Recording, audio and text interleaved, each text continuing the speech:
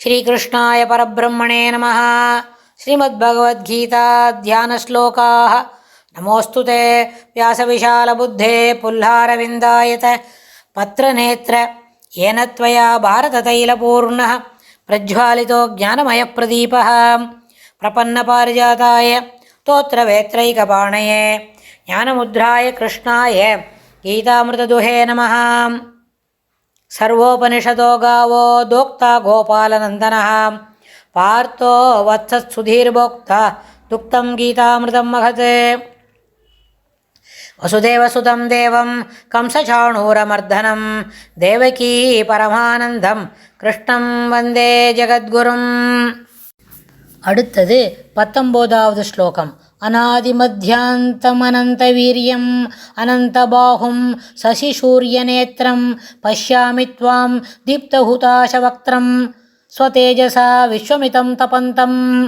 அநாதிமத்யாந்த அனந்தவீரியம் அநாதிமத்யாந்தம் அனந்தவீரியம் அனந்தபாஹும் சசிசூரியநேத்திரம் பஷ்யாமி த்வாம் தீப்தஹுதாசவக்த்ரம் ஸ்வதேஜசா விஸ்வமிதம் தபந்தம்.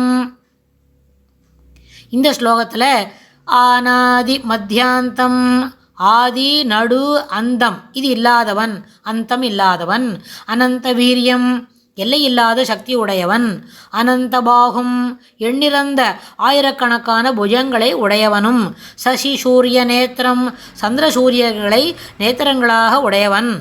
தீப்த உதாசவக்திரம் பிரகாசிக்கும் அக்னியை வாயாக உடையவன். உதாசவக்திரம் தீப்தம் அதாவது ஒளி பொறிந்த அக்னி இருக்கே அதுதான் பெருமாளோட வாய் போல வாயாக உடையவனும். ஸ்வதேஜசா தன் ஒளியால் தன்னுடைய இயற்கையான ஒளியால் இதம் விஸ்வம் இந்த உலகங்களை இந்த உலகத்தை தபந்தம் தபந்தம் என தாபம் அதாவது எரிப்பவனும் ஆகிய உன்னை காண்கிறேன். பெருமாளை பார்த்தா போன ஸ்லோகத்தில் என்ன சொல்லியாச்சு? துவாம் அழிவற்றவன் பரமம் வேதித்தவ்யம் அப்படின்னு சொல்லியாச்சு.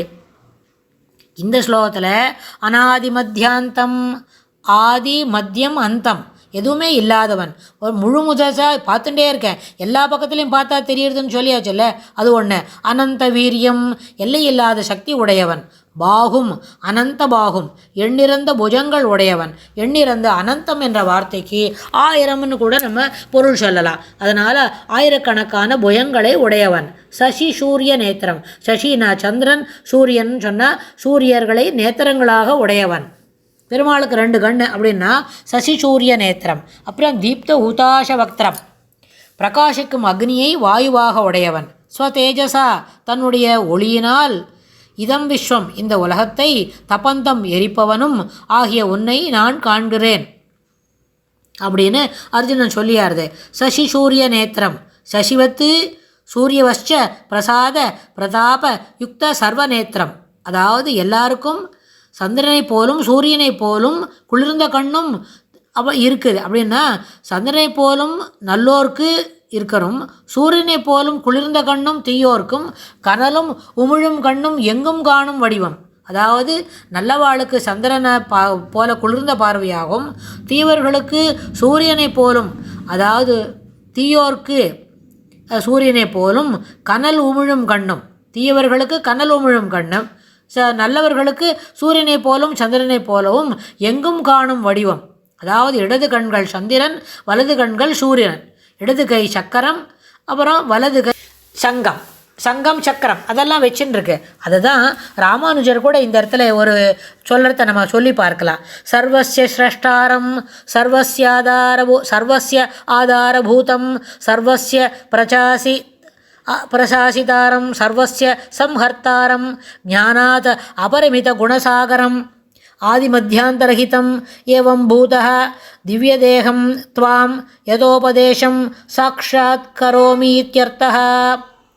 சாக்ஷாத்கரோமி இத்யர்த்தः எல்லாவற்றையும் சிருஷ்டிப்பவனும் எல்லாவற்றையும் தாங்குபவனும் எல்லாவற்றையும் ஆள்பவனும் எல்லாவற்றையும் சம்ஹரிப்பவனும் ஞானம் முதலிய குணங்களுக்கு கடல் போன்றவனும் அடியும் நடுவும் முடிவும் இல்லாதவனுமாகிய உன்னுடைய திவ்ய ரூபத்தை நீ உபதேசித்த வண்ணமே என் கண்ணெதிரே